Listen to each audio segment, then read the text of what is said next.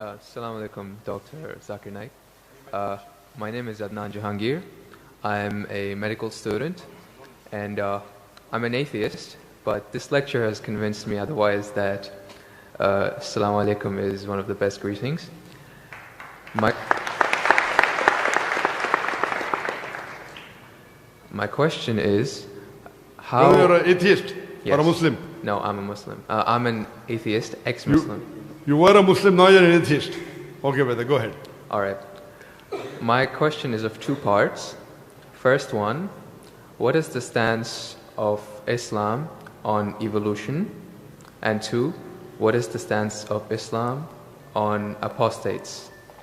The first one, it's how does Islam deal with evolution when, as I'm a medical student, my professors, when they show me the skulls of how humans have evolved throughout millions of years, from Homo habilis to Homo erectus to us Homo sapiens, and when they show proof of how evolution has taken place over the years, how do you disprove that when it is fact? It is not theory or it is not a hypothesis anymore.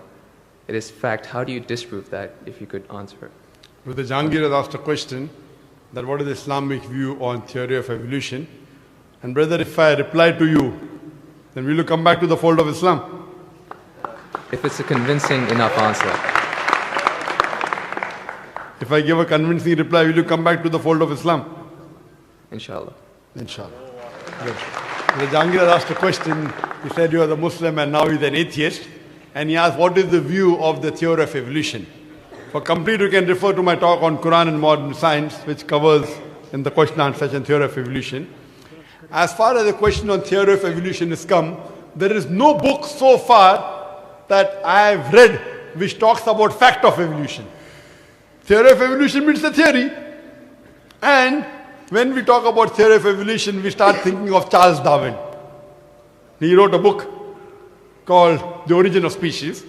And in that book, he says that he went on a ship by the name of HMS Beagle, and he went on an island by the name of Calotropis, and there he saw birds pecking in niches. Now, depending upon the niches, the holes they pecked, the beak became short and long. Based on this observation, he propounded his theory of evolution. He propounded his natural selection. And Charles Darwin, he wrote a letter to his friend Thomas Thompson in the 19th century. And he said that I do not have proof as far as my theory of evolution is concerned. There are missing links. But because it helps me in rudimentary organ, it helps me in classification, I have propounded this theory. That's the reason when we were in school, if we had to tease any of our friends, we used to call him that you are the missing link. If you were present, Darwin's theory would have been proved right, indicating that he's a monkey. We used to fool around. So there is no proof regarding Darwin's theory at all. It's a theory, it's not a fact. Now in most of the schools, they teach Darwin theory as though it's a fact because they don't have any alternative. Because of that. But no scientist at all can say for sure. Yes, there are many scientists who support Darwin's theory. But as far as recent times are concerned, most of the scientists today they do not agree with Darwin's theory. As far as you talked about the 4 waves of hominoids. First was the Iceman, then was the Neanderthal man, then was the Cro-Magnon. All these that you find, there is no link between them. There is no link whatsoever. According to P.P. Grassi, who held the chair of the evolutionary studies in Paris Sorbonne University, he said, it is letting your imagination run too wild to assume, based on few studies on the vestiges, on the skeletons, to think that we have been created from ape. There is no link at all among all these 4. So Darwin propounded. Now many things of Darwin is correct.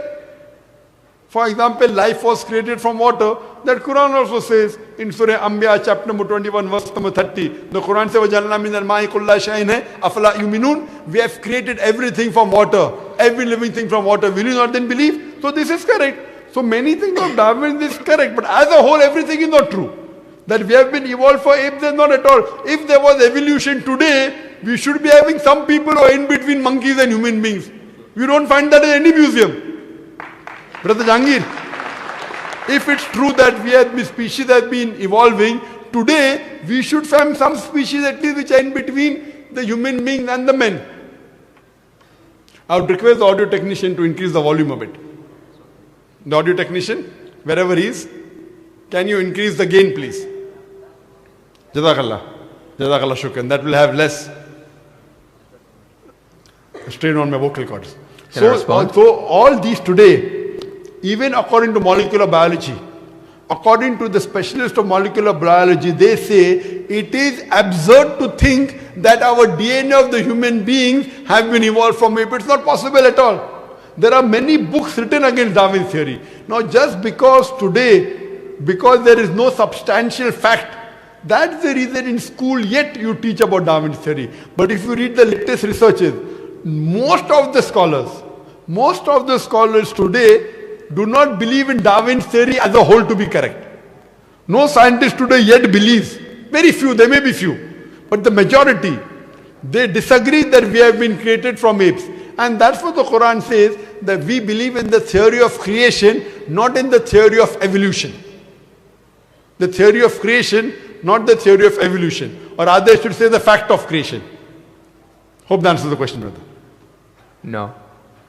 So where was the question? What did you not understand? What you say, it is true. It was true. 150 years ago, it was true. It's not Darwin's theory anymore. 150 years of research has said that it's not once. He was just the one who started the ideology of evolution. It has gone over loads, 150 years worth of research with the latest scientific advancements, that it's not what you're saying.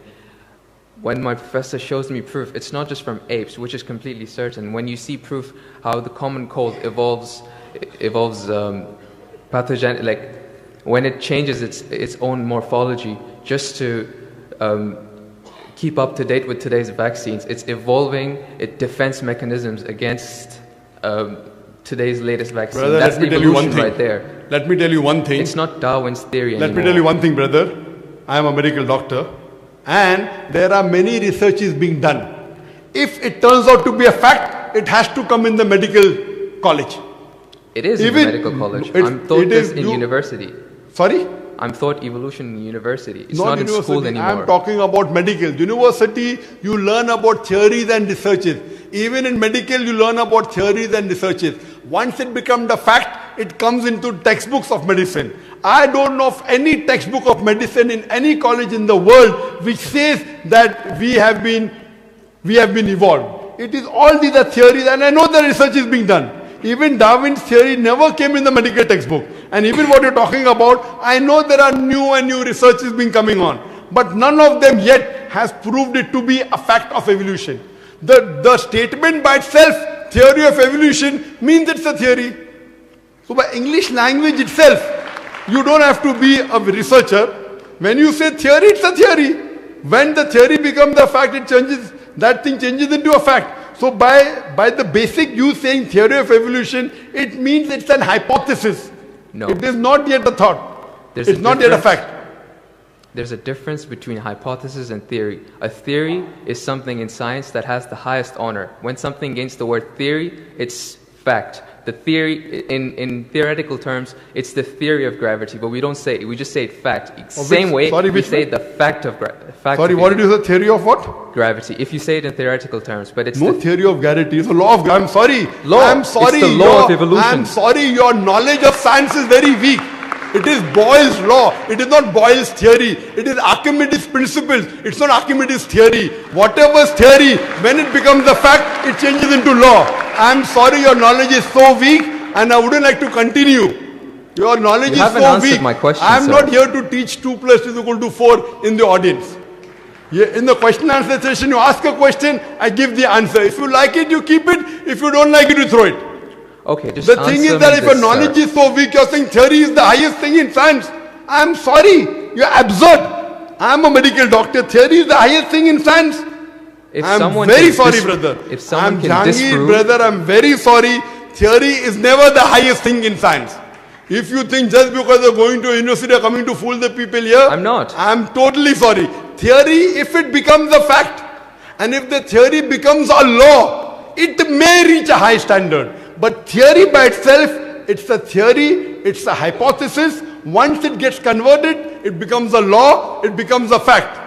Newton's law, it becomes a fact, it becomes a law. I'm sorry to say that by itself, calling it a theory means it is not yet an established fact. The heart pumps blood. Is it a theory or is it a fact? It's a fact. No, Because there's the proof. theory of heart pumping blood. Theory of heart pumping blood now.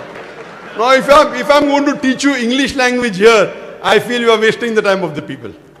Surely, if you can't understand simple English, that what's the difference between a theory, that theory is the highest thing in science, then I'm sorry, you'll have to go back and learn science.